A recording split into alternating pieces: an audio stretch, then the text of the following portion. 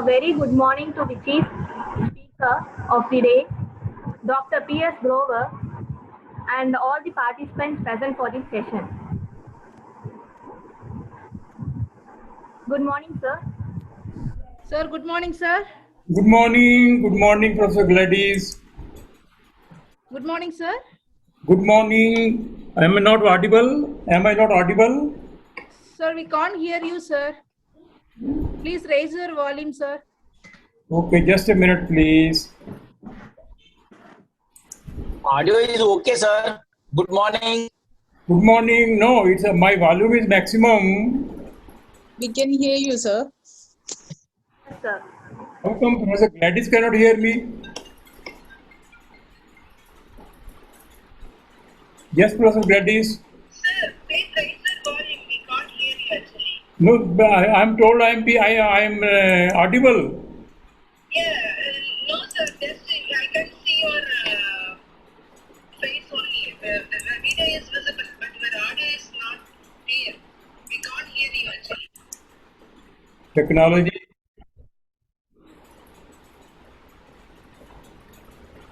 And this session we will discuss assessment characteristics of outcomes, techniques for measuring and attaining learning outcomes. Now, I would very much appreciate if we make it an interactive session. Please ask, maybe through the chat box, whatever you feel like, so that we are able to answer. So I am able to answer your queries. Now, takeaway of this session will be, are expected to be, the characteristics of effective assessment of learning outcomes, outcome-based assessment and evaluation, importance of assessment as learning tool, assessment of cognitive, affective, psychomotor domain, components of student learning, types and methods of assessment, course outcome, program outcome, mapping and correlation matrices, measurement and attainment of course outcomes and program outcome, and assessment as a tool for continuous quality improvement. Now, you may be aware by now that outcome-based education is being implemented by NBA has mandated for the engineering colleges, but it's also a part of, it's also our NEP 2020. It also emphasizes that outcome-based education be implemented, and the salient component of outcome-based education is the student learning. See, when we say student learning, what does it imply?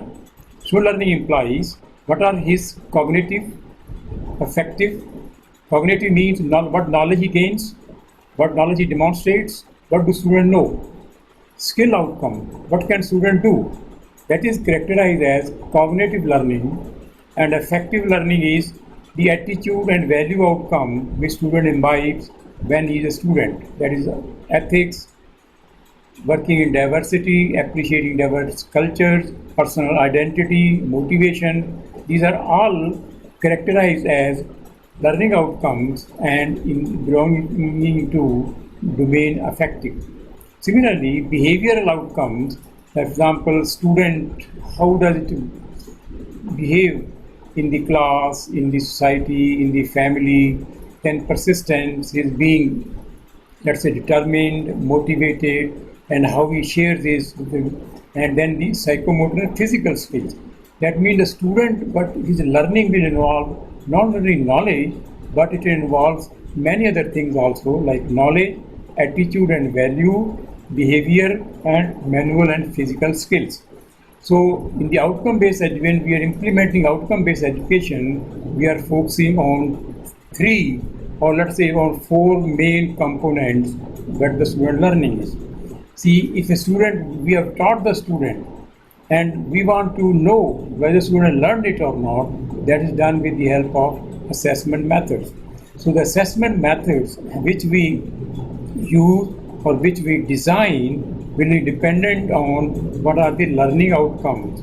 Now please remember, these are the intended learning outcome. Outcome-based education like program outcomes or course outcomes, these are the intended student learning outcomes. We want it like that. So we design our teaching curriculum, we design our teaching methods to satisfy these outcomes. We design our assessment methods to assess these learning outcomes. Ultimately, it is the learning of the student which we are interested to find out. So now, when we say what is realistic assessment, because we do assessment through examination. Can examination assess the critical thinking of a student? Can examination assess the learning behavior of a student? Can examination assess physical skill of a student? Answer is no. So when we make an assessment, then we must ensure it's realistic. Realistic in the sense that if I am measuring his affective skill, then my method of assessment should correspond to that.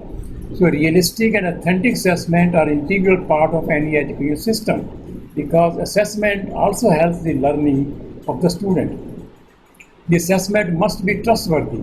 That means the student whom we are assessing should trust that he is being assessed by the right method, in the right way, and then it should be credible. That means people should have faith in that and on the type and nature of assessment of the task and activity.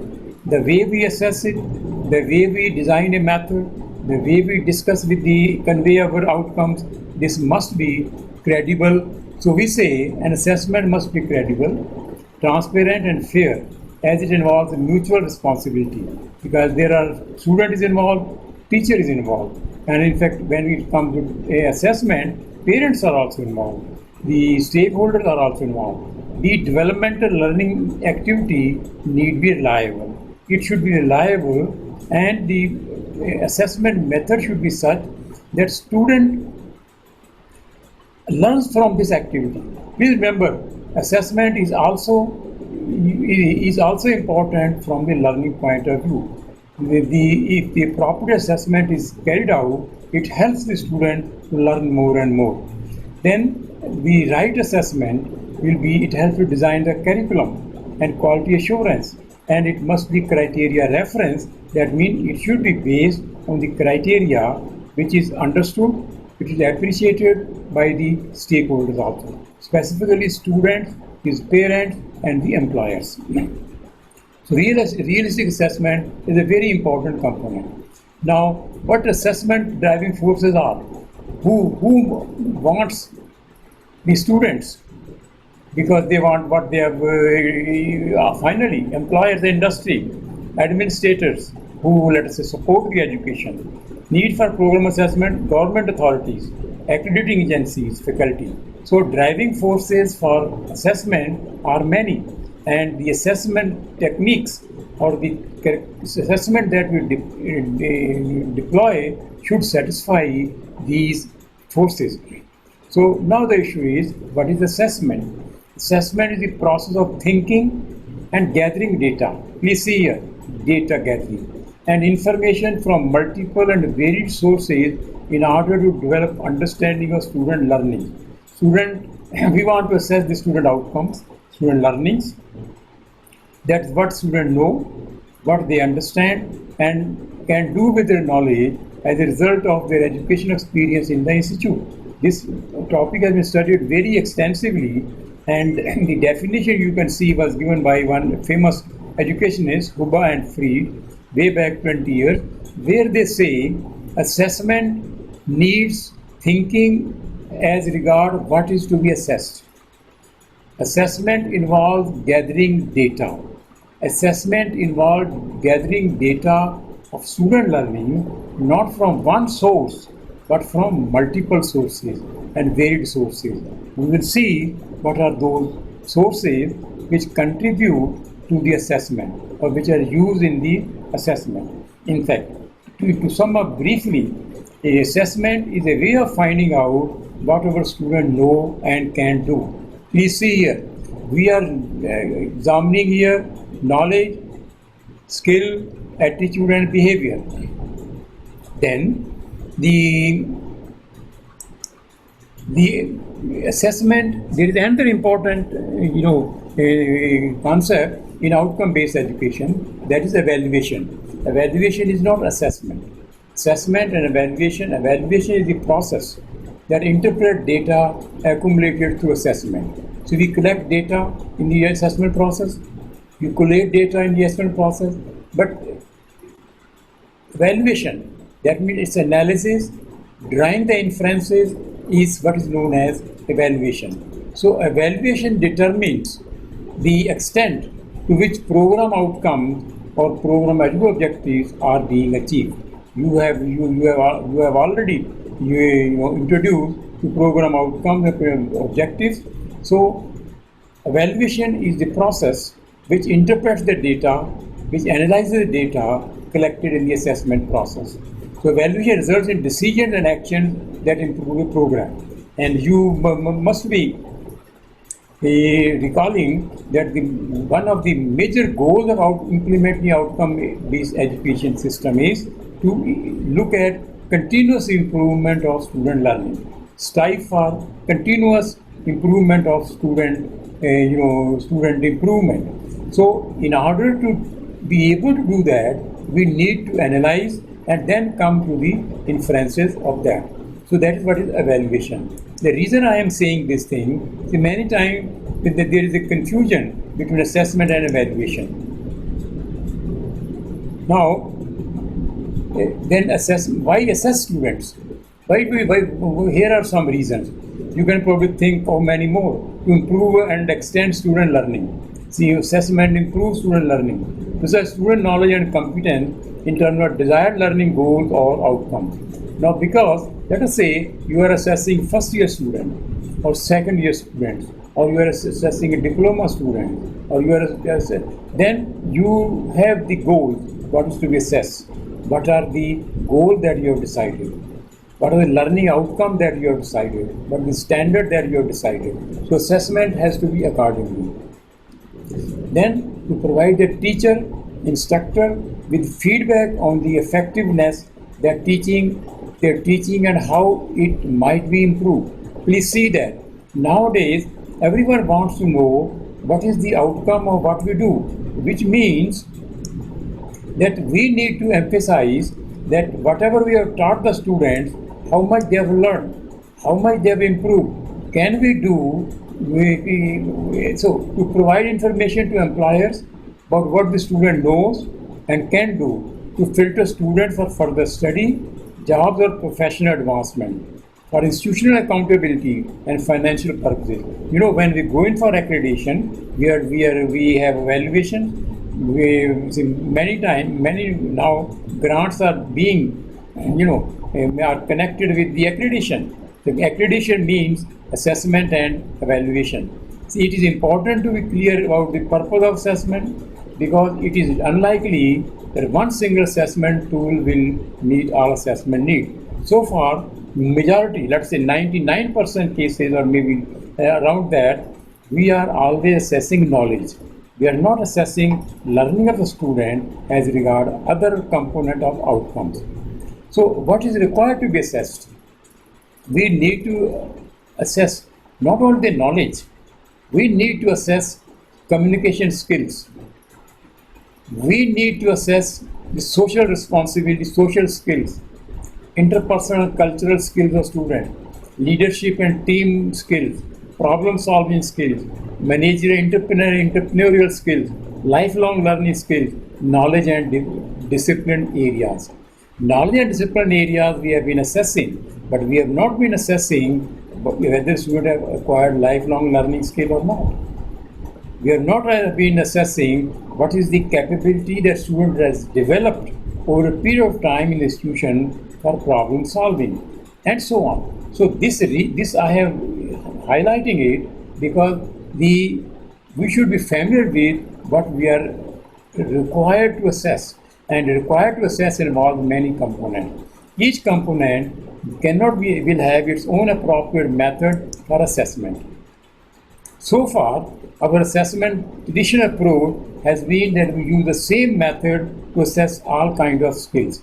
maybe knowledge skill, maybe behavior skill, maybe attitude skill. This is just because our approach has been for a fair selection, everybody has to take the same exam. Please climb that tree. Would you agree with this? If I want to judge the skill of a student, whether leadership skill, will this be same method examination be okay? So the reason I am giving you this, I am showing you this slide is that this assessment approach, which we have been following the traditional method, is not adequate, is not appropriate to assess the learning, modern day learning of the student. So outcome-based assessment refers to the assessment knowledge outcomes, skill outcomes, attitude and value outcomes, behavior outcomes, and manual and physical skills. So this is what we need to assess. So when I say now, this assessment in the context of outcome-based education is also referred to as outcome-based assessment. That means assessment relevant to the component that we are assessing. So student-based, outcome-based assessment says assess a student, assess student learning outcomes, strategies to accomplish outcomes. Now please see here, assessment is not only just an examination. Assessment is not just a collecting data. Assessment also involves what are the different methods, what are the various instructional techniques to assess it. So strategies to accomplish outcomes. A strategy to accomplish attitude will not be same as a strategy to assess lab skills. Areas and methods of assessment. So assessment needs this also. Data collection and interpretation. Challenge changes to enhance student learning. So outcome-based assessment, when we are discussing it, involves establishing student learning outcomes. What are we going to learn? Measuring and analyzing student achievement of the outcomes and aggregated across the program. Reviewing findings and creating action plan to improve curricula or support services. Implementing, improving, and assessing effectiveness of changes in student outcome. So outcome-based assessment is a very exhaustive mode of assessment which involves strategy, which involves interpretation, which involves so many modes of thinking. See, in the traditional assessment, what are our educators, what are our practices, what these teachers decide. Outcome-based assessment, what our students have become and able to demonstrate. Please see here. In outcome-based assessment, what our students have become, what they have learned, and then they can demonstrate. Now, traditional assessment is teaching. Am I also all right, possibilities?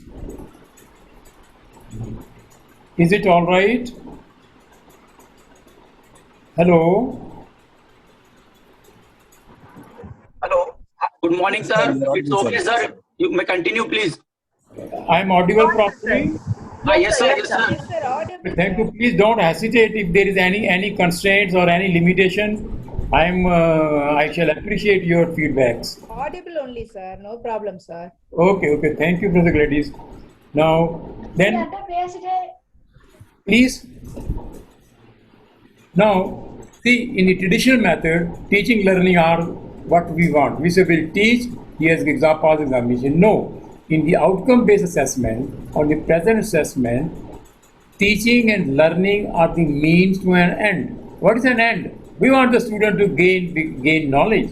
We want the student to become a good human being. We want the student to be a, let's say, good equipment experimentalist and so on. So in here the emphasis, the focus shifts from the achievement of the final goals of what final decision we have carried out. Please remember, outcome is our own, they are the intended learning outcome. The reason I'm emphasizing is that many of my experience has been, teachers are not convinced. Why should I do all this? Now the reason I'm emphasizing and giving a comparison, because we can compare what we are doing at present and what we are expected to do. Whether we are doing it or not, that is what we will learn slowly and achieve it. there are a huge number of benefit of assessment, because the relevant assessment, effective assessment will be useful for the students, will be useful for the faculty and staff, will be useful for the university, will be useful for the community.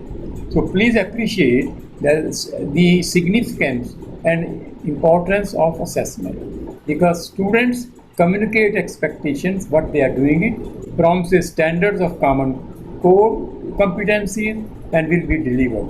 That means student know in the assessment what he is expecting, but how he is going to be assessed, what he is going to be assessed, what are skills he is going to be assessed, and so on.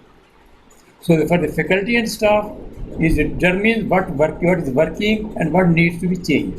That means the goal here in outcome is to continuous improvement.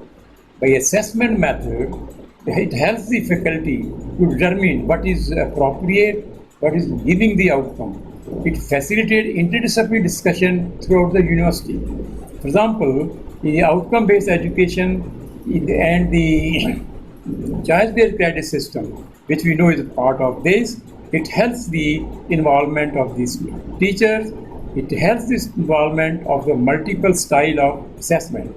Provide us evidence to justify resources to maintain or improve. Provide evidence that student learning occurs. Provide data that can inform decisions. That means it's useful for the faculty and staff from various ways. See, it is useful for the university. Connects effective teaching and curriculum to student learning. That means what kind of curriculum should be adopted? What is the relevance of the curriculum? What is the requirement of the curriculum? What are the components of the curriculum? Provide evidence of education effectiveness, whether the techniques we are using, they are contributing to the improvement or not. Improve key university success factors, for example, graduation, number of students who pass out, the placement, and so on. Because as we improve our assessment, we improve our performance, improve our placement, and so on. It enhances the university's reputation as an innovative and quality educator. That means the way we assess helps the student to enhance its USP. Then the community, that means society, promotes standards of common core competency that will be delivered, which means because we are using appropriate methods to assess the value system of the student, what he has learned. We assess what are the competency has gained. So it's useful for the community also. Provide evidence that our students are learning as informed and professional, better activities. So please now see here. So far, I have highlighted with you the need of what is assessment, the need of assessment, the utility of assessment, and the type of assessment that we are doing. The assessment component is extremely important in the outcome-based education system which we are trying to implement. So what are the assessment measures? Assessment measure an indicator of student performance for a particular learning outcome using a particular mode of measurement. It can be a direct measure or an indirect measure. That means student learning, the student outcome, student performance. Now, where I'm using the word performance, that means overall, the competencies, knowledge that student. So assessment measures are direct measures and indirect measures. Direct assessment method captures student actual performance, which demonstrates that specific learning has occurred. Our examination system, our internal tests, they are the direct assessment measures. This measure requires students to produce work so that the extent to which their learning expectations have been met can be evaluated objectively. So direct, for example, producing a dissertation, answering a set of questions, that's the direct measure. Direct assessment, we are using all this, we are familiar with that. Direct assessment method helps to provide key insight into what student can do, providing strong evidence of student learning. So direct assessment methods are very important. Many of them we have been using them. But you will ask the question, sir, if we are using them, what is new about it? See, we have been using a direct assessment method to assess student cognitive skills, mental abilities, knowledge. But there are other things also. Direct method provide more reliable results. Examples of direct method of assessment student learning are university exams, we are doing it, course embedded tests, assignments, projects, let's say projects, grading with analytic rubric using rubrics, compliance or internship or direct evaluation student performance. That means the direct method of student learning, the issue is what we learn here. Learning outcome, again I repeat, knowledge. How about attitude?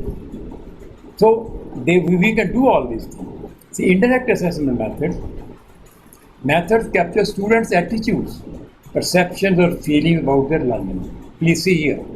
So far, our assessment methodology in our universities have not put emphasis or have not focused to assess how much student have learned as regard his behavior component as a human being or as value as a good team player and so on, or his feelings about the colleagues or cooperative. These things we have not assessed. That's very important. This Mehrman type provides, though it's a less concrete evidence of student learning, but can be used in connection with direct methods to gain more insight in the impact of teaching and learning process. Now please appreciate here, traditional method emphasizes the examination, tests, but outcome-based education says you measure same thing by multiple methods. Could you use direct methods, use indirect methods also. That means if you want to measure any outcome, then try to use more than one method. Now we can certainly say that this is okay, but the recommendation, example, this may be there one method may be okay for only few kind of assessments, but mostly indirect and direct method they supplement each other also. Indirect method also include data that is related to students, but not directly tied to the outcome. That is like say job placement rates, graduation rates, progression, how they go about all these things. So indirect method can be useful in program improvement, but are not, in general, reliable method outcome attainment. Please appreciate here, our goal is to have 360 type of assessment. Look from various perspectives what students have learned. And this is expressed in terms of components of outcomes. So now the assessment should be such as the realistic assessment mentioned earlier, which carries out a 360 assessment of student learning in the institution. Now the commonly methods of indirect methods are alumni, employer student engagement surveys, graduate exit surveys, departmental surveys, curriculum or syllabus analysis. Now for example, there is no examination to check the syllabus, carry out syllabus analysis, so it's an indirect, taking feedback from student, from alumni and so on. So indirect methods are equally important for this. Now assessment of learning outcomes. Now see, learning outcomes, as you know, in the context of I will just focus it, course outcomes and program outcomes. Course outcomes are the course that student has undergone, maybe one semester, there are 5 courses or 10 courses. Program outcomes you are already introduced, or the consolidated learning of student after on the completion of the, let's say, maybe degree, maybe diploma and so on. So we design these intended course outcome, program outcome and teaching. We need to find how students have achieved the intended learning outcome, how to measure the extent to which they have achieved these learning outcomes. Please see here, measure and the extent of measurement. So OB emphasizes that the assessment measure used must be relevant and appropriate to what is to be assessed. For example, we must consider how to match the method of assessment to different elements of learning outcome. Now remember, 4 elements of learning outcome. For example, learning outcomes such as demonstrate good presentation skills could be assessed by the requirement that each student makes a presentation to their peers. You will say, sir, we have been doing this. Yes, we have been doing this. But how we have been assessing it? Many of the institutions I know, they have shifted toward assessing these skill with the help of rubrics, but many of them are not. So checking this can be assessed with examination. See, the characteristics of real assessment are, this we have seen. Now, how to create real assessment? How to create realistic assessments? When creating real assessments, focus on. Now, please, as a faculty member, what are the outcomes that are being assessed? Cognitive, affective, or psychomotor? Is the level appropriate given the objective of the course and lecture? How well does the assessment process match the learning outcome being assessed?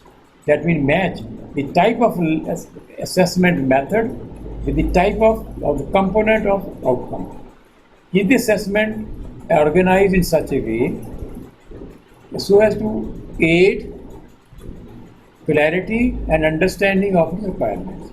That means the assessment must be, the method of assessment must be understood by the student, by the faculty, and by any stakeholder want to know. So these aspects may be implemented with the help of most of these aspects. In many of the aspects we try to put the examination, but here whenever there are intangible component to be assessed, like critical thinking, problem solving skills, then rubrics are used. Please appreciate, rubrics are a very powerful tool of assessment. You have another session on this. I think most of the clarification will come over there. Now, assessment can be two types. One is summative assessment types, another is continuous. Characterized as summative or formative assessment. Cumulative, you are doing it after the semester or after the total examination, and here there are tests, quizzes, and then the continuous or the formative assessment is used to measure student learning on an ongoing basis, which means we are doing all this, cumulative as well as continuous we are doing. So summative assessment and formative assessment, these are the integral part of this. Now see here, end semester or annual assessment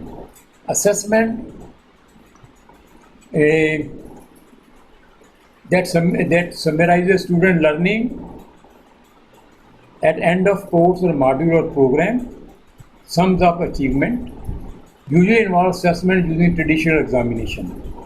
Only a sample of the learning outcome are assessed. Cognitive and psychomotor cannot assess all the learning outcome, for example, attitude and so on. So the annual examination which we do, it creates the grades but doesn't assess all the other things. Then assessment techniques, how to choose, can depend on what you want to measure, what is the best, which means how do I decide the assessment method. How do I decide the assessment method? Think on this. This is a responsibility depending on time. For one outcome will not be appropriate for all outcomes. I mean, same method may not be appropriate for all different components of outcomes. I repeat, components of outcomes are knowledge, skill, attitude, and behavior. Now, same method which assesses the knowledge may not be appropriate for assessing the lab skill. So please appreciate how to choose this thing. However, all good assessment techniques share properties. They are valid, and whatever assessment method you decide, you have to decide it. It must be reliable. People should believe in this. They provide evidence that can be acted upon. That means they can be repeated. They are efficient and cost effective. It should not be that sometimes you get reliable results, sometimes you don't get reliable results. No, it should be cost effective. They engage students, faculty, and stakeholders. So, selecting assessment method, please appreciate these things. Match assessment method with learning outcome. The assessment result should be easily interpreted and unambiguous. Data should not be difficult to collect or assess. Identify multiple methods of assessing each outcome. This is important, as I mentioned earlier also. Identify multiple methods of assessing each outcome wherever possible. It is not essential that each outcome will have the same.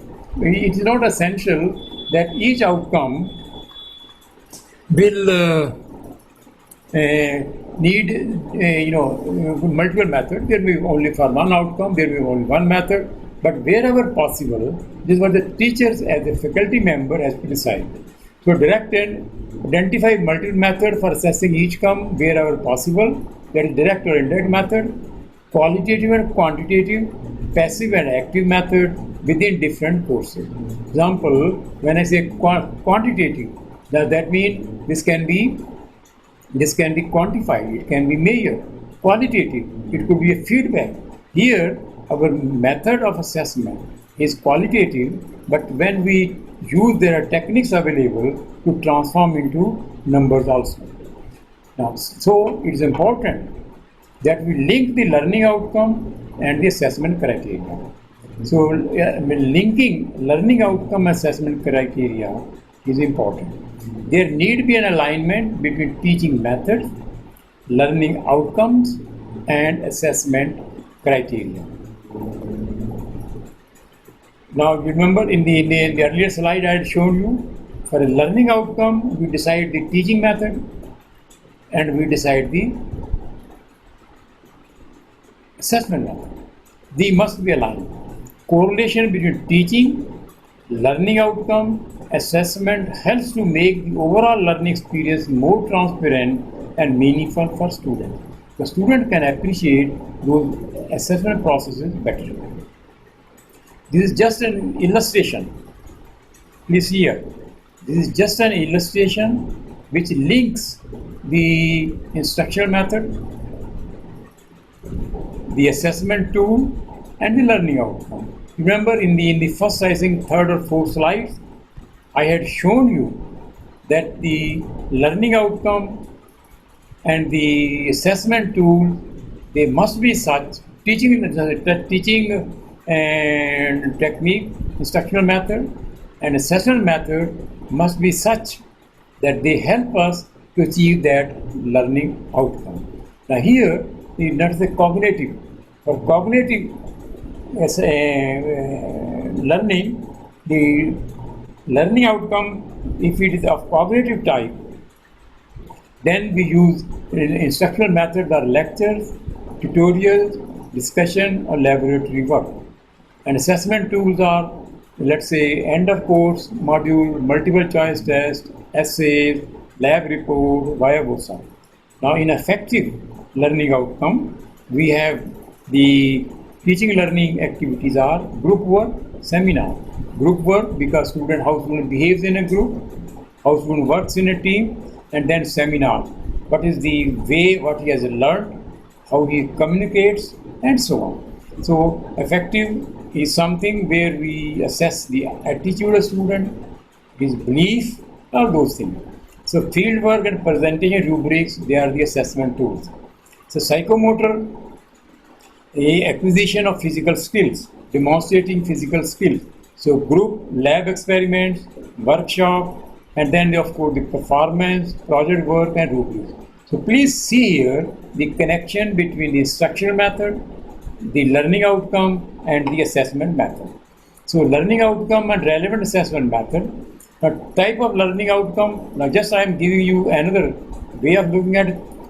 Type of learning outcome, let us say thinking critically and making judgment, solving problems and developing plans, performing procedure and demonstrating techniques, managing and developing. See here, the sample outcome assessment methods are like essays, group work, and so on. Now, how to select the assessment tools for course outcomes and program outcomes. Now, please see here. We want to determine, assess the student outcomes at the course level and at the program level. Now, the tools for assessment of program outcomes and course outcomes may be same or different. Now, program outcome or consolidated outcomes after 3 years or 4 years at the end of a course throughout the program, and course outcome is the subjects, courses that were offered. Now, the assessment tools may be sometimes common, sometimes standalone for each one.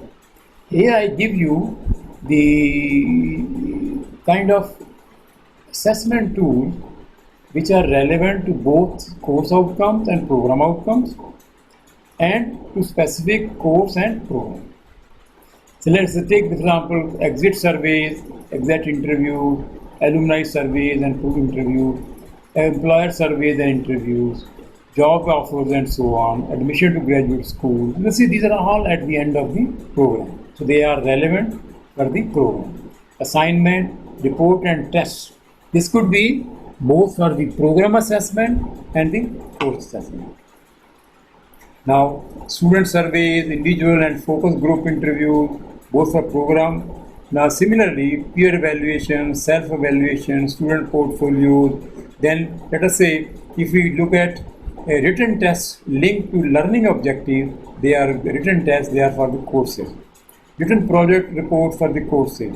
Oral presentation, live or video representation course. Research proposal, student formulated problems, example course. Classroom assessment techniques, their course. And rubrics may be for the course or for the program. Now please appreciate here, this is what the faculty will decide. This is what the students will be aware of this. That means different methods. Now, that is another thing which I wanted to share it with you. How do I assess program outcomes? So Gladys, will this be useful?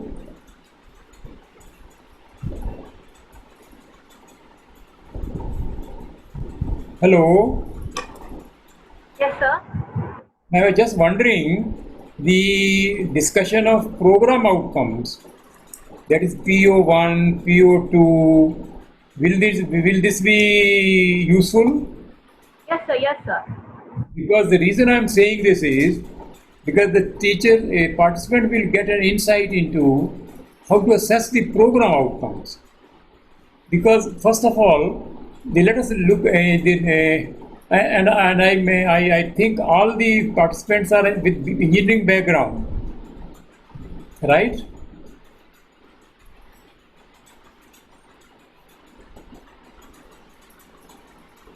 Now let's see. Let us take, we have designed, there is a program outcome which is apply knowledge of mathematics, science. I am taking illustration from the engineering discipline. Please appreciate here. I am taking these discussion what I am discussing, they are applicable to any discipline where you have designed the program outcomes. And I am sure by now you know how to design the course outcomes and program outcomes. So let us say the NBA PO1 program outcome is applied knowledge of mathematics, science, engineering fundamentals, and an engineering specialization to solution of complex engineering problems.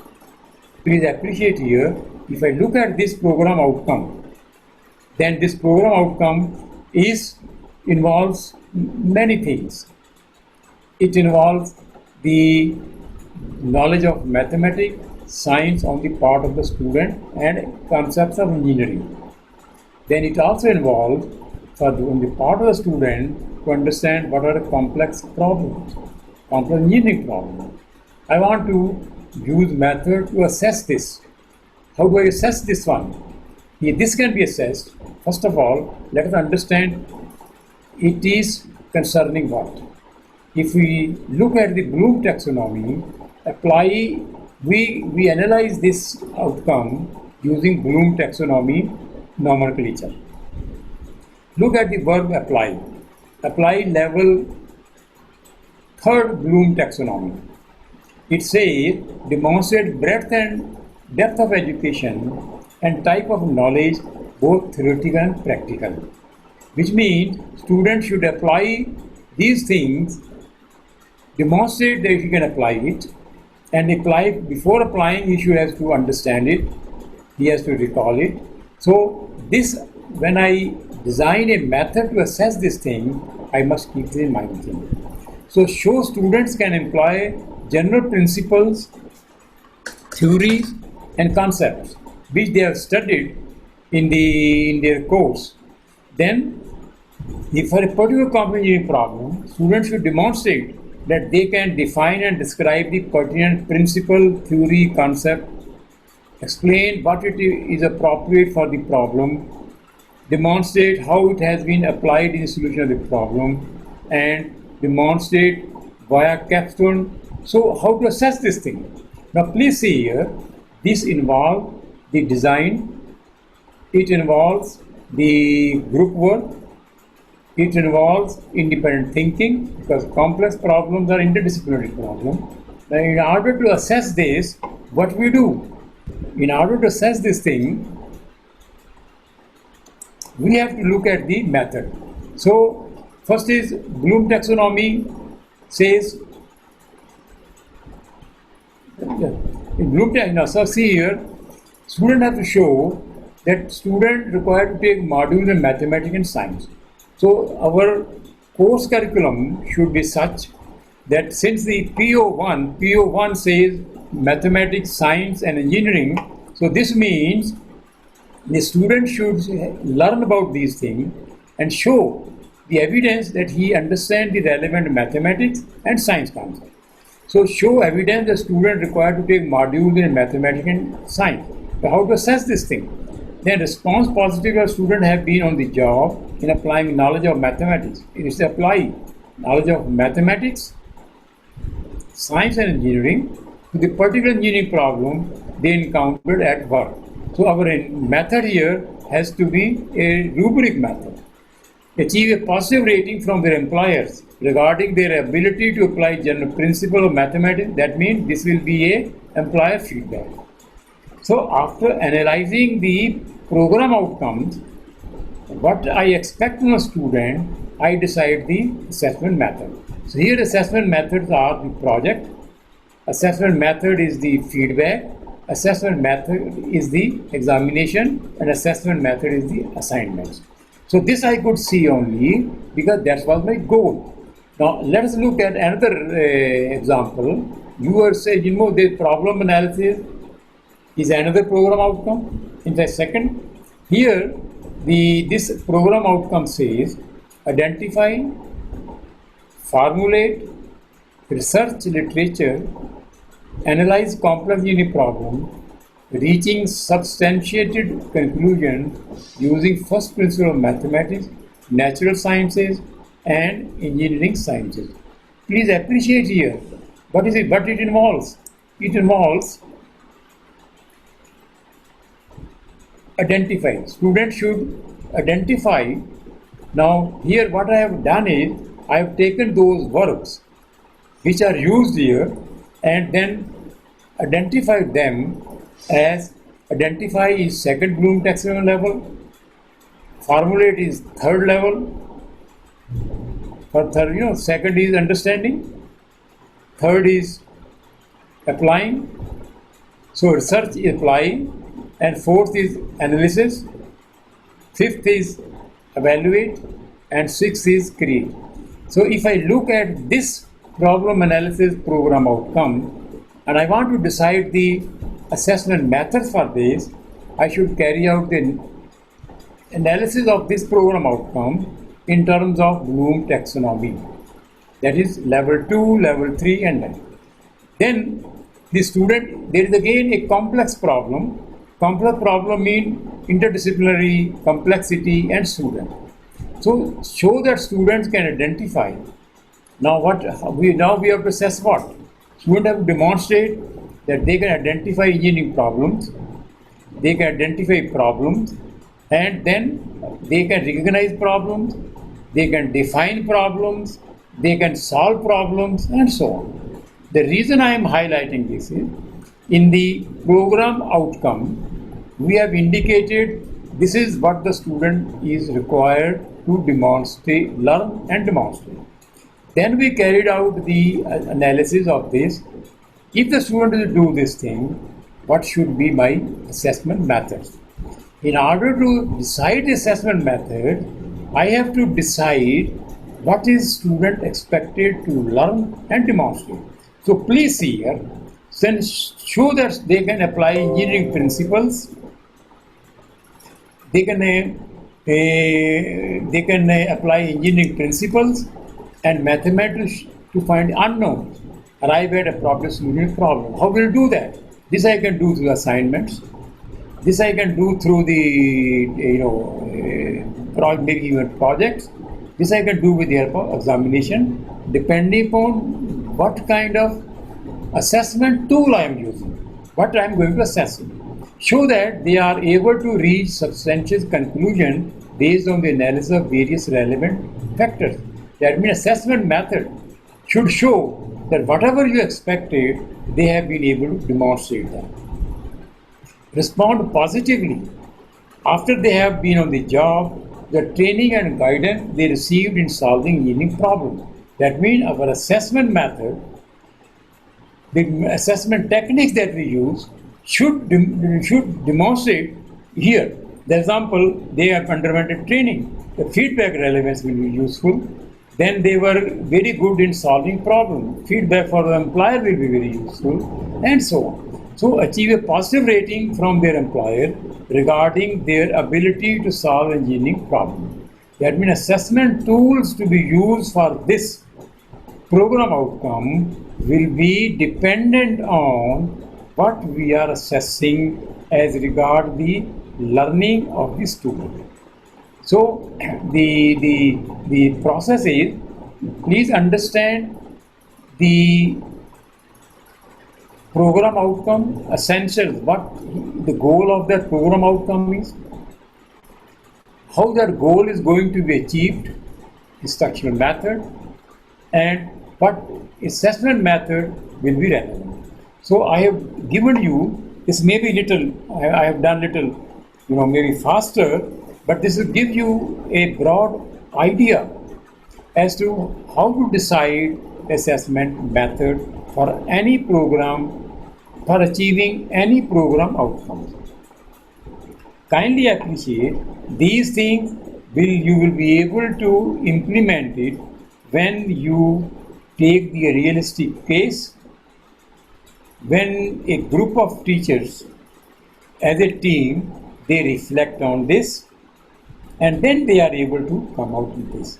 Please remember, discussing the assessment method, it is required a teamwork on the part of the faculty members also, because these are all empirical. There is no hard and fast rule for this. It is the understanding of the faculty members, it is the understanding of a group of faculty members, like say how to assess the team, what should be the criteria, how to assess the learning of the student as regard his lab skills. Here again, teachers may differ, but when a team of teachers sit together, faculty members sit together, they can decide and come to a consensus methods. Please remember, I am repeating it. There is no unique method which says this is this. No, it is a empirical, subjective, but it is to be decided by a team of teachers who are doing this. So similarly, we can discuss all the program outcomes, and I have given you the like say approach of how to do all this. So then I will come to you discussion. There are learning of the student which are assessing intangible and indefinite attributes. Well, I think should we ask for the questions here?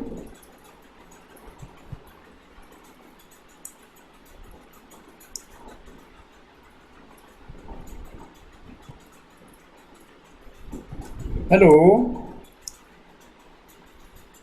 Yes, sir. I say, should we ask for the question? Should we take a break here?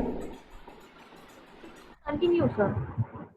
You can ask the, because you can find out. I can continue.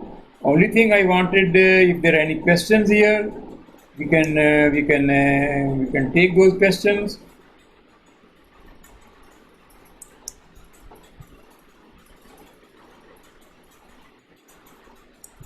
Questions will be asked at the end, I think, sir.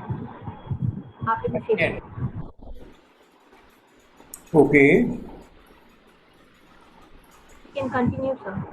Okay, thank you. Now let us look at this. Now see, when I say program, when we have the learning outcomes are of three types. When you remember, we had taken the components of a learning outcomes are knowledge, skill, attitude, and behavior, and psychomotor. That means he's learning as regard performing experiments, using equipment, playing instruments, and so on. Now, supposing there is the outcome ethics or attitude or motivation. Can I explain this thing? I can only discuss. I can only present the case. Similarly, reasoning, creativity, innovation. These are the thinking components. These are the skills which students need to be imbibed. You know why our students, they always say, are not employable now? That is because our emphasis has been on giving knowledge, imparting knowledge to students. Then knowledge assessment, 96% marks. Now that 96% marks, what does it indicate? It is a knowledge component. It is not his other learning also. See, outcome-based education says the learning has to be of various types, various components. Only then we can say the learning, the outcome, the purpose of education has been achieved. Now, if you look at this, I want the problem-solving skill to be developed in the students. I want students should be a good communicator. Now, outcome-based education applicable to all kind of music, history, economics, all those. Good awareness of sensory awareness. I can't determine with examination. So these learning, these skills cannot be quantified or measured by traditional methods such as examination. These cannot be measured. However, these can be imbibed and developed as has been demonstrated by research in neurosciences. Now please see here, brain is a muscle. I can train my brain to be problem solver. I can foster these skills in the student. That's the purpose of education. I can train his mindset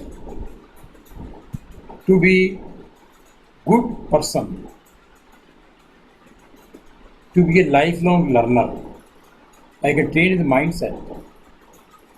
Now, if you look at program outcomes number 12, that is a lifelong learner. When I say lifelong learner, this signifies I am training the student to instill those habits, those skills where he is always learning. Now, these skills or these habits cannot be assessed with the help of any examination. And neuroscience tells us, brain being a muscle, all these skills can be developed. That's again outcome-based education emphasizes that we can enhance, we can foster values, we can foster improvements in the student knowledge, in the student attitude, in the student other attributes. If that is so, then how to measure it? How to assess it? Because assessment is a very useful process to enhance learning. We see that. Assessment is also a process, assessment also provides us tools with which we can enhance student learning. I want to improve his critical thinking. There are ways of doing it, there are techniques of doing it, and this can be done, but then how to assess it? So affective and psychomotor domain skills are intangible. That means the skills which cannot be, let us say, assessed by direct methods, skills which needs to be, let's say, appreciated and then are not measurable in the normal sense, and they are indefinable, they are intangible skills. How to assess them? Now, an intangible skills, to assess the intangible skills, we need the relevant method. How to select the method for these things? Assessment. Now here I want to say one size does not fit all. Our same method cannot be used to assess every skill. Some methods work well for one program but not others. Then do not try to do the perfect assessment one at all. Once take continuous improvement approach. Please keep in mind, assessment is again a subjective process. It is an agreed process between a group of faculty members, a team of faculty members. So it can be, don't hope for the perfect assessment, but hope for the continuous improvement, agreed way of doing it. Now, allow for ongoing feedback, take feedback from stakeholders, match the assessment method to the outcome and not vice versa. Please see here. Use the assessment method for the relevant outcome. Now, enhancement, see, assessment is an examination, is assessment. You set the question papers. Assessment is a very powerful tool to affect improvements. How can I affect improvements? One way, see, we set the question papers. Now, study has been carried out. If you look at the question papers, 80 to 90% question papers which are set, they correspond to the lower Bloom taxonomy level, that is level 1, 2, or at the most 3. Levels 4, 5, and 6, they correspond to the higher thinking skills. Now our assessment had to be such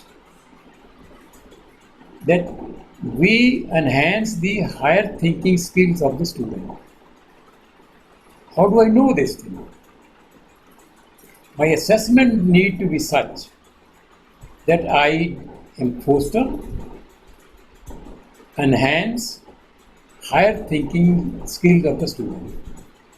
This can be done if I carry out the assessment and evaluation of my question papers. How I set my question papers. What are these levels I decide to set those question papers?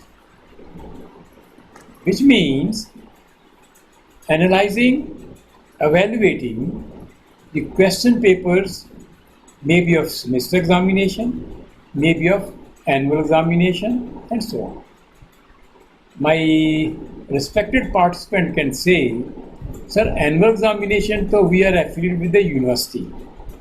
Yes, you are affiliated with the university, and the question paper is set by the university.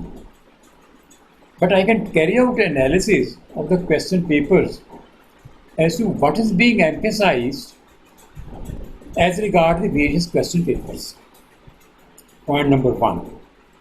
Secondly, when I conduct my internal test, internal examination, then I can decide what I want to assess, at what level I want to assess it.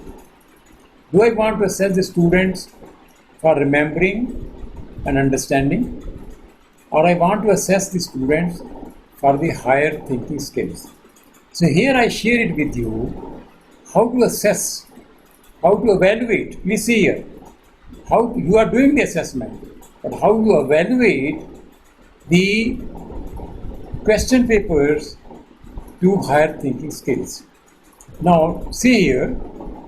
Now I will focus on the cognitive learning because this is what is mostly we are doing it, but the same techniques can be applied to evaluate and analyze the other domain as well, that is affective and psychomotor.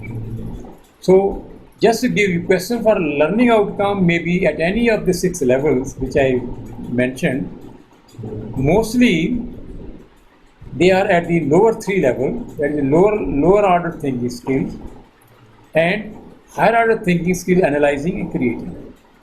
So analysis of question papers helps us to decide where we are. Question paper may include questions from cognitive, affective, psychomotor alone, or a proper mix depending on the nature of the subject.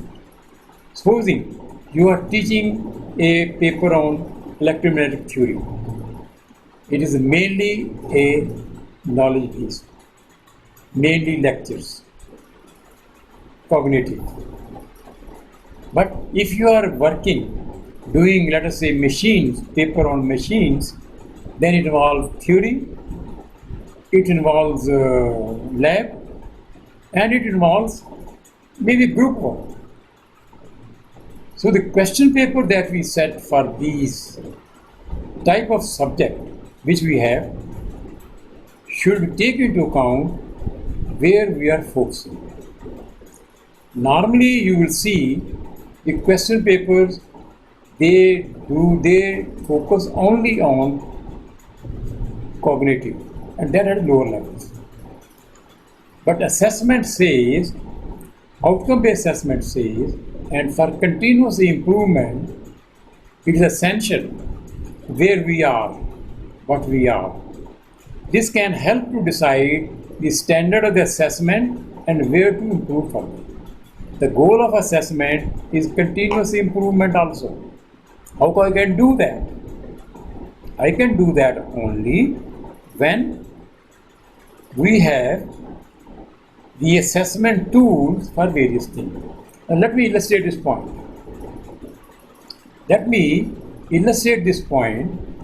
Supposing this I took from a visit to an institution, we have paper-wise person analysis of cognitive domain levels. Example, let us take 8 question papers containing only cognitive domain questions of basic mechanical engineering program and analyze them. Now here, I have prepared this table. See, 6 levels. First question paper, 45% marks for remember, 35%, 37% for understand, 18 for apply. There were no questions for the corresponding level evaluate and create. You will find for all the 8 question papers, mostly the emphasis was on the lower levels. As you go up levels, the emphasis goes down. So this indicates the nature of question in the question paper considered fall under cognitive level domain. Hence, analysis is focused on the cognitive levels only. Now, if we look at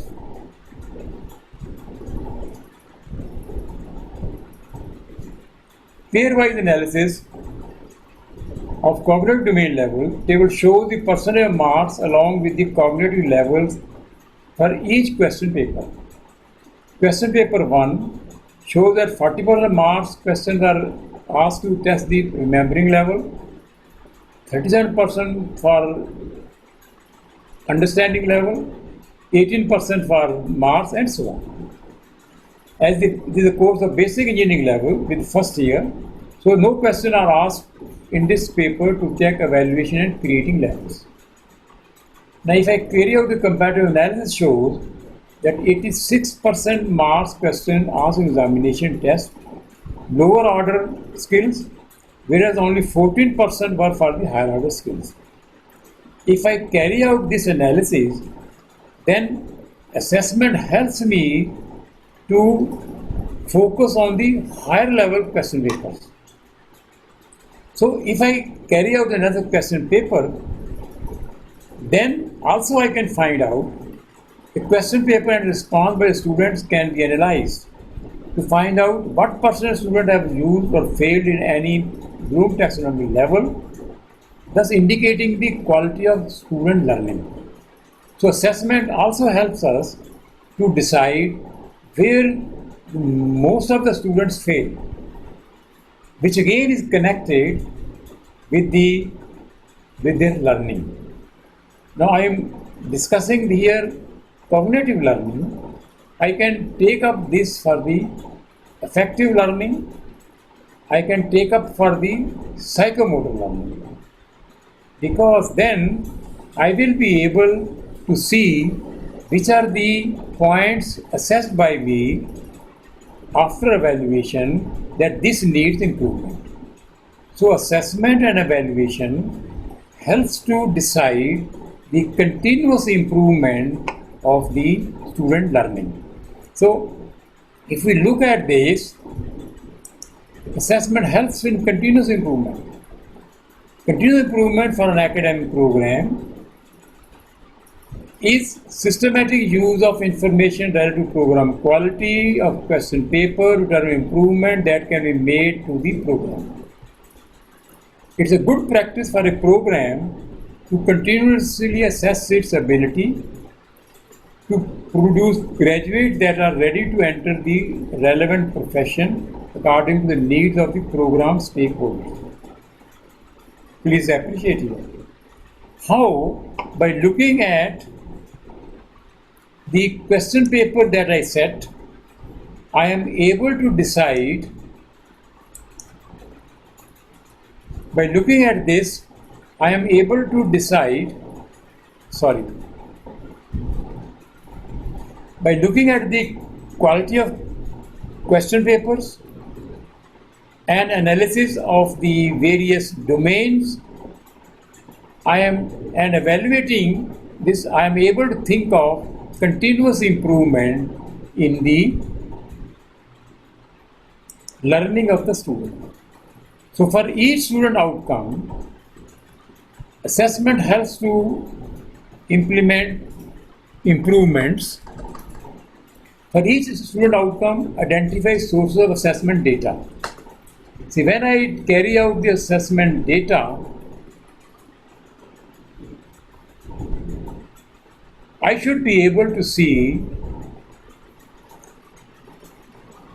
on collection and evaluation what is the action required, and do that action and implement the action. See, when I carried out the analysis and evaluation of my question paper, I was able to decide these things. So here, the assessment that we are carrying out at the level of question papers, which again is course outcome, we'll see attainment also, will be relevant to the continuous improvement. So assessment and evaluation contribute to the continuous improvement of the program. So assessment method help to improve student learning, identify student strengths and weaknesses, because depending upon which part they are attempting. For example, here students are very weak in application level. Students are weak in application level. They are good in knowledge level. I want to enhance the application level. So we say here that assessment methods help to improve student learning, identify student strengths and weaknesses, review, assess and improve the effectiveness of different teaching strategies. Why students are not improving in the creativity or innovation or evaluation part. So when I review these things, question papers, after my analysis, assessment, I can make that decision. Review, assess and improve the effectiveness of curriculum. I can improve that with the help of assessment. Improve teaching effectiveness, because we decide the teaching, provide useful administrative data that will expedite decision making, communicate and connect better with stakeholders. That is, assessment methods help to achieve these things. And assessment methods, again, I have demonstrated and discussed with you the level till we go to the stage of question papers. Now, assessing question papers takes us to the level of assessing course outcomes.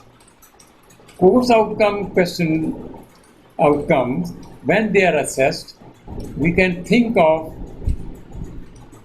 assessing we can connect it with the program outcomes. Next question is, when I do this thing, how do I do that? This I do by mapping my course outcomes with my program outcomes.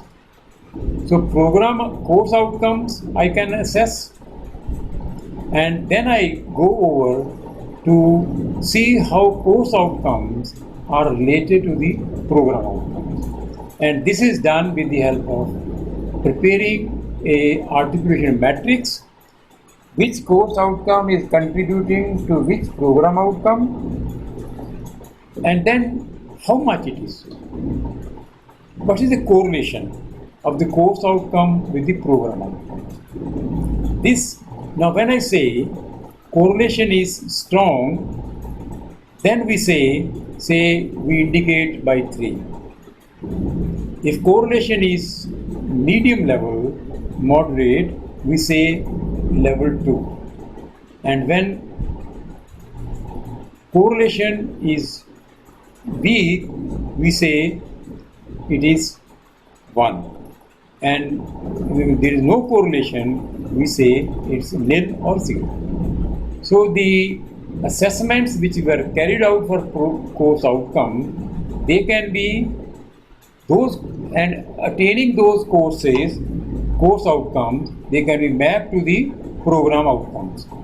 So we map each course with the program outcome and map all the courses with the program outcomes. Now after having done this, The next issue is how do we attain these things? How do we carry out the effective improvement? Effective improvement implies that we design the course mapping, course articulation matrix, as is called in the terminology of even NBA. So let us devote some time to how the assessment evaluation can help us by using the various methods for the attainment of course and program outcomes. Now, in this case, this will be of relevant to look at the quantitative improvement of student learning and so on. Now, let me say you have course outcomes, you have learned how to prepare course outcomes. You have also learned how to prepare program outcomes. Because after having prepared these things, we look at the assessment. So I would take that you know how to prepare course outcomes and how to prepare program outcomes. And then mapping also has been done. So here I have given only for the sake of continuity. And they're demonstrating how the quantitative measurements and can lead to quantitative improvements, and then how the assessment plays a role here. Now prepare the course outcomes. Now for each course there will be 4 to 6 course outcomes. Say let us take course 1. Such tables are to be prepared for all courses, including lab, project, internship of a program. Please appreciate here that the course outcome are to be prepared for all the courses. Maybe lab course, maybe project, maybe internship. Now, so we prepare a matrix for course outcomes. The learning outcomes statements are prepared following Bloom taxonomy. Here suffix 1 indicates course 1. Course outcomes are mapped to program outcome as shown in the next slide. Here is the mapping. Now please see here the mapping of each course has to be done for the program outcomes. The a course outcome may map to 3 or 4 or maybe 5 at the most program outcome. Please keep in mind, if there is any course outcome which does not map to any program outcome, that should not be considered. In order that a course outcome is a valuable one from the learning point of view, it should map to at least 3 or 4. So enter correlation levels. This will be decided by a team of teachers. Enter course correlation levels, moderate 1, 2 and 3, and if there is no correlation, then use dash. This table illustrates, is again a illustration. The table gives estimation of each PO for one course. Indicated here are various program outcomes. Then table 3, prepare this table so that here small a indicates average of a course as estimated in the previous slide. Capital indicates overall average. There will be 96 entries, supposing there are as equal number of courses, 1 for each course. I imagine that there are 96 courses all in a particular program. So average indicates direct estimation of each PO from all considered CO. Denote this as A, capital A, like this. This is a notation I am using just to clarify how these process will help us to look at the attainment and continuous improvement. Now the assessment tools for evaluation of COs becomes important role here. See, direct assessment tools like external assessment, end-term examination, internal assessment, mid-term, tutorial exam check question. These are all assessment tools which I discussed with you. Assignments, class tests, lab tests, and so on. Indirect assessment tools are course exit survey, feedback. Now, because these are all course outcomes, in course outcomes, I cannot have alumni survey. There cannot be employer survey. So this is a feedback from the students who have attended that course, and then feedback of students and so on. So assessment tools for evaluation of COs are this.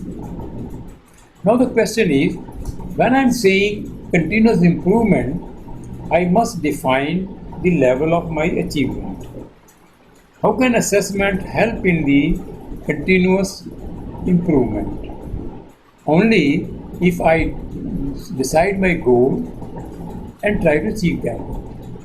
Here I share it with you what is a target and achievement of course outcomes.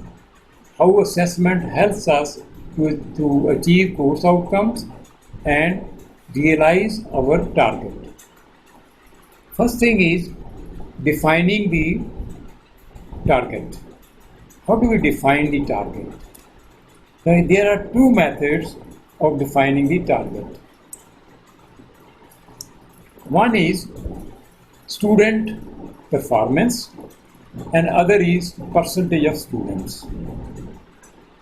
Now, let us say, take case A.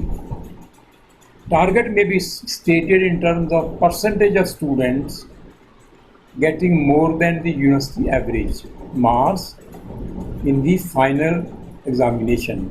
That is student number based. Now, please see here, as I mentioned earlier, there is no unique way. There is no unique way of deciding the method.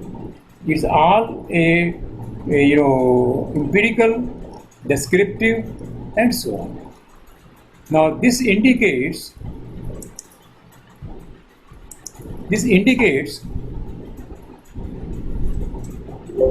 just a minute please. Now when I say percentage of student, target may be stated in terms of percentage of students getting more than the university average.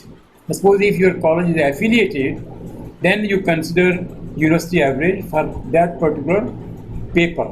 It is COs, course outcome, marks or more in the final examination. This is a student-based target. Second could be maybe stated in terms of percentage of marks obtained by students in the final examination. That means in the one case it's the number of students, in the other case it's performance based, percentage of marks attained by the student. When I say achievement, target is our goal. Achievement is measured in terms of actual number of students meeting the target. That is, getting preset percentage of marks in course A, case A, or preset percentage of students in case B. I mean, we decide beforehand. It is in our hands. After deciding the target, attainment levels are defined. Now, please appreciate here, attainment level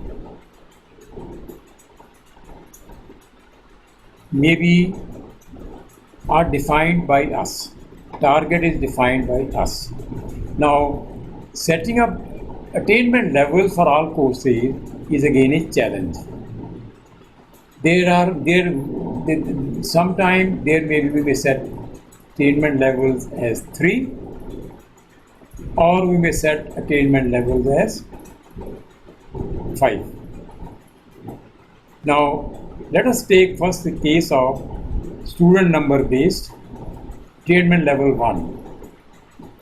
60% students scoring more than university average percentage marks in the final examination. This is my level 1. Level 2. 70% students scoring more than university average percentage marks in the final examination.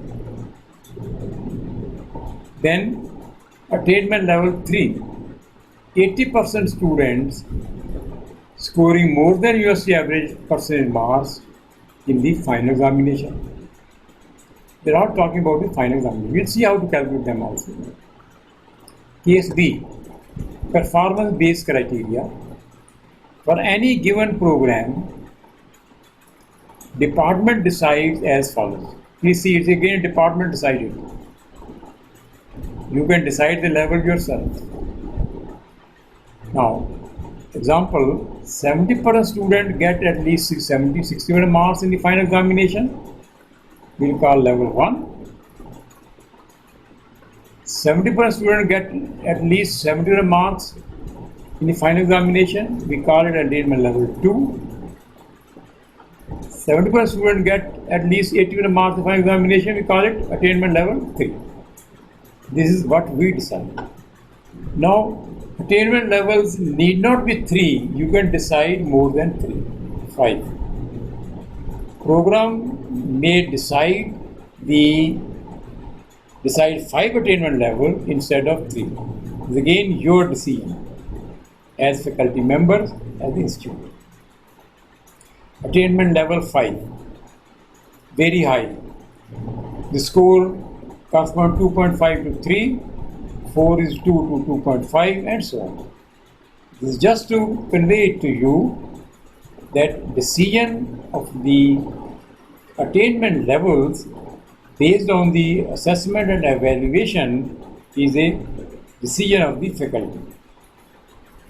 Now, my example will illustrate only the 3 rounds. Now, regarding course attainment, outcome attainment calculation, attainment through direct assessment. We had direct assessment methods and indirect assessment methods. Attainment through direct assessment. Say, target attainment through internal assessment. In the direct, there are internal assessment and there is a university one. Target attainment through internal assessment, that is midterm exam, tests, presentation, assignments. 2 is moderate. Target attainment through external assessment and term exam. 2 is moderate. Attainment through indirect assessment, say it is 3 substantial. Please see here. There is a institution. This example is based on institution. They have intentionally kept exit survey attainment 3 to highlight, to demonstrate more.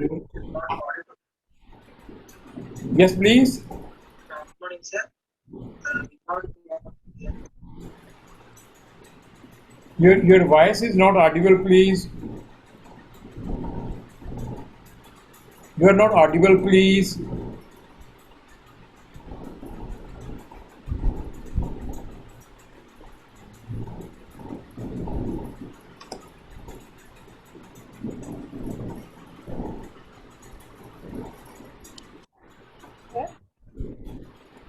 There is a question, I said you are not audible.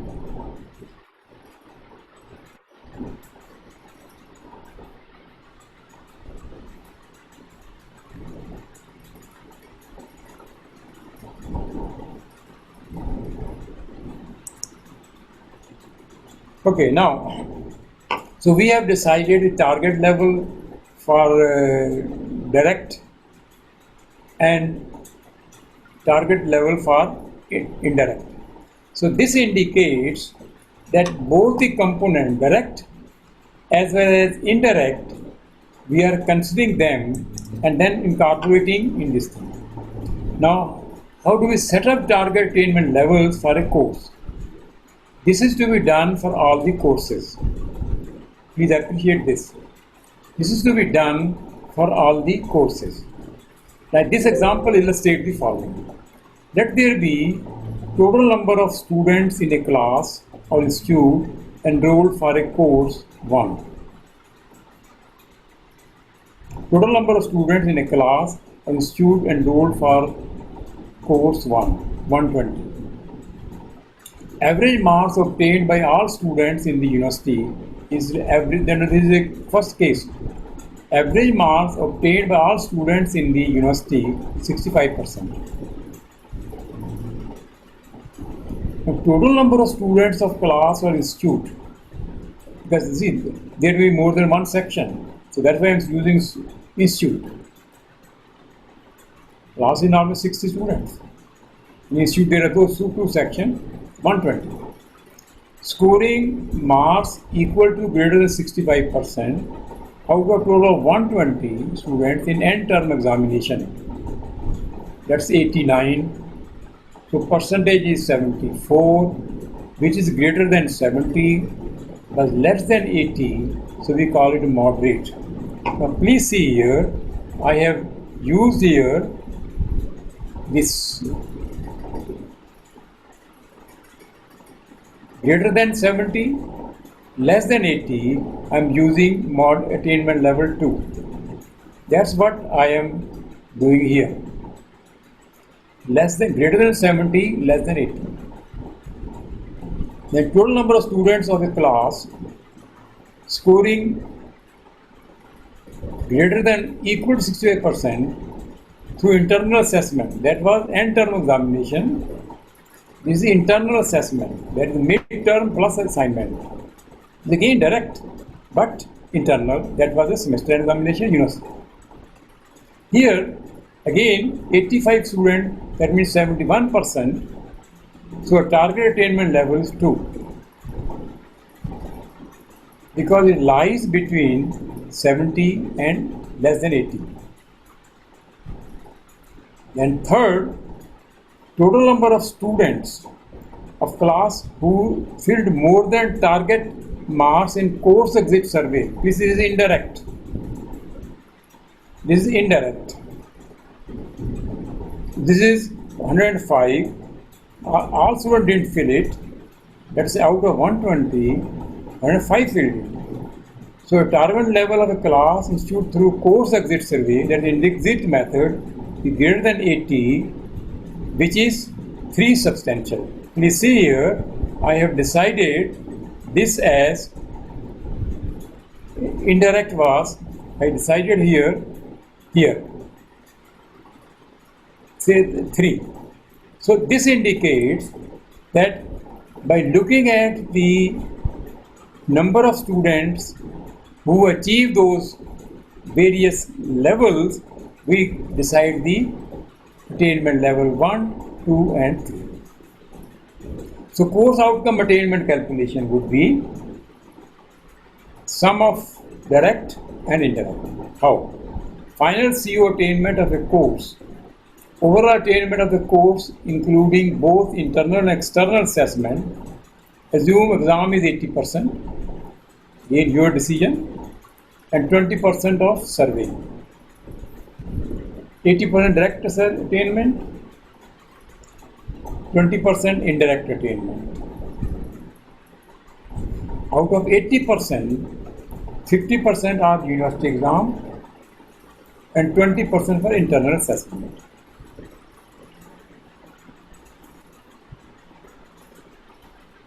And then 50% direct external exam, 30% direct internal exam, 20% direct attainment, and this leads me to moderate attainment, that is level 2. This leads me to level 2. Now, next question comes. This was the attainment of COs, course outcomes. Then the assessment for program outcomes. Now here the tools, direct assessment tools, average POs and PSOs obtained from COPO attainment, slide 3. Now the indirect assessment tools are program exit survey, alumni feedback, parent feedback, and so on. See average in slide 3. I've kept it. This was here. This was the average attainment of the program outcomes. Average attainment of program outcomes. Now see here, what we are trying here is using the assessment tools for program outcomes. In this case, now we look at suppose outcomes of 4 courses. We take into account outcomes of 4 courses. You can take 5, 6, depending, but I will give you an example. This is for illustration. There are course number 2, course number 3, course number 5, course number 8, map to PO, say PO3. Here we say course 2, 3, 5 and 8, they map to PO3. Remember, we had taken in mapping. Attainment level for each of the 4 courses is explained in slide 8 and 9. I explained earlier. 8 and 9 here. Course outcome discussed here. So here we say course outcome attainment, now PO3 attainment. Now I'm taking only one PO3. This is to be done for all the 12. If you have program specific also, you have to do for that also. Now PO3 attainment will be based on attainment levels of direct assessment and indirect assessment. Suppose the attainment levels are second course high, course number 3 is medium, course number 5 is low, course number 8 is high. This is what we take for the sake of illustration, indicating suppose the attainment levels are attainment level direct attainment will be direct attainment for course 2, 3, 5, 8, which I had calculated earlier, course attainment earlier, they come to 2.25. There are 4 courses. 4 courses are mapping to PO3. Now, indirect assessment is 20%. Surveys, feedback, analysis customized to average as per the levels 1, 2, 3. Let us assume level is 2. This is indirect. So attainment of PO3, 80% of DA, 20% of IDA. So this comes to 2.2. That is medium level attainment. Similarly, attainment for all POs, this PO3 is attained medium level. Similarly, we calculate the attainment of all program outcomes. Let us say 12 is the NBA and 3 is the specific outcome. These to be calculated. So overall attainment of program outcomes, course outcomes, prepare course outcome table for each subject, get program outcomes for the program, prepare COMO mapping for each subject. For each subject, I goes 1 to 96, assuming there are 96 courses over a period of 4 years, total in the program. For each CO of subject, J goes from 1 to 4, there are total is 96. So for each PO, we perform this summation and then calculate the COPO average for all K and then overall attainment will be obtained with calculation of percentage of student achieve COPOLI and this. So this is a mathematical formula. They may not be, grasped immediately, but it provides you the guideline. It provides you a hint of what is the procedure. After having done this, we can map these. Sample illustration, attainment of PO with respect to COs. You can carry out this plot where program outcomes are mapped against course outcomes. Now, various POs which are attained inadequately, here is the advantage of this analysis, because there may be POs which are not attained appropriately. That means we use all the assessment methods to estimate them, but they did not reach the level we had targeted. POs which are attained inadequately form the basis of planning of action for continuous improvement in the subsequent years. Now see here, CO6 is obtained well, while others, many of them are not. It's just a illustration.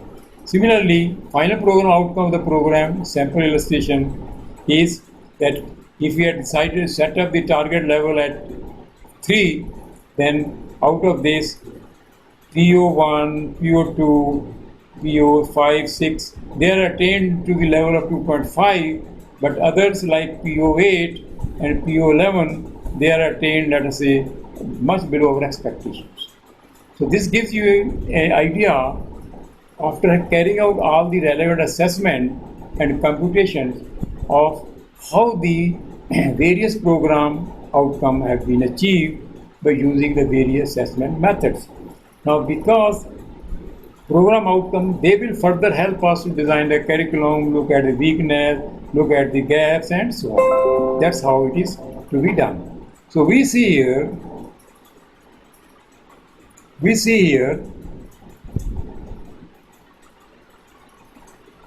the recap is assessment should be aligned with the COPOs. Assess all COs via question papers. Instructors can set target for each CO of his or her course. Average mark obtained assessment for each CO will indicate the CO attainment. Attainment gaps can be identified. Instructor can plan to reduce attainment gaps or enhance attainment targets. Now see, if we wish to discover truth about the education system, we must first look to assessment procedures. This is just a sum up of what we have discussed this morning. Assessment procedures are basic to all what we want to do it. Thanks for your kind participation and attention. Any question, please? Hello. Hello. Hello. Sir, this is Mayank. Hello. Please. I Yes. am audible, sir.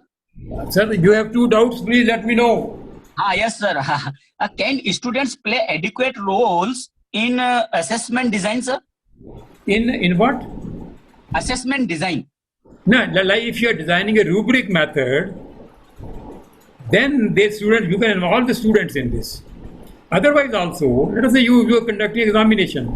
Let the students know the level that you are going to assess, the way you are going to assess, the way student should be unexpected thing. It's like a forewarning students, and students will be certainly come ready with that. That is the beauty of the student mindset. That if you tell them that's how I'm going to do it, they will come prepared. Thank you, sir. Another one is, if we carry out the assessment more than once, do we get the similar results, sir? No, need not. These one is direct assessment and another is indirect assessment. Now, they are only supportive. Let us say you find student score is high in direct assessment.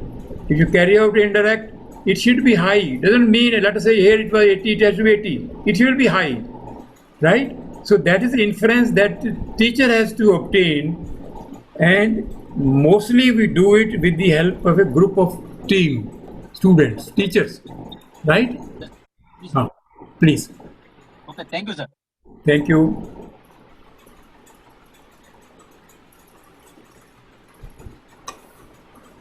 Any other question, please?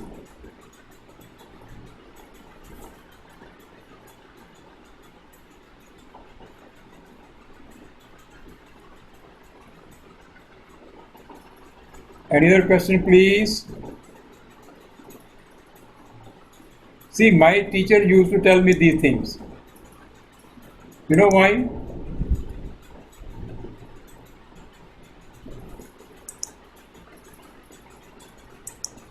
Participants can unmute themselves and ask their queries.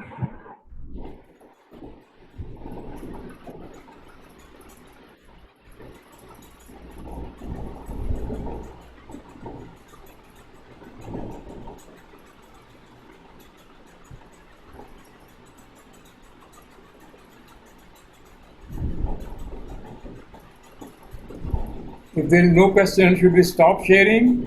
Should we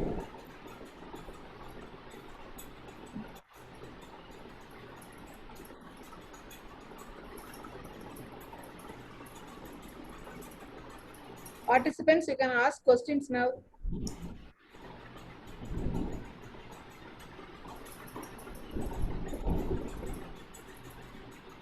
Any doubts?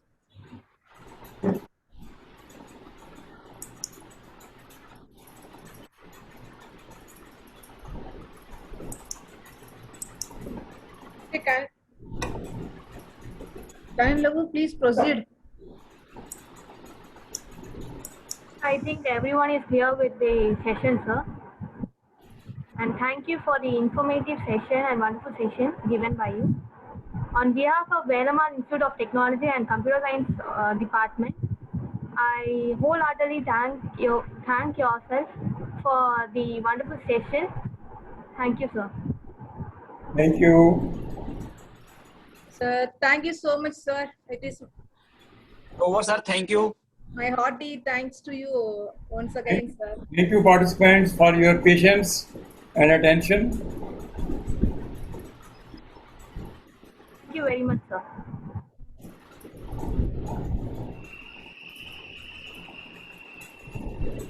Participants are requested to join for next session sharply by today.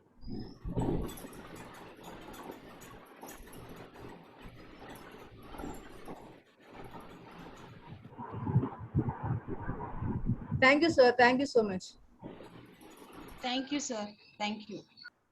Thank you all.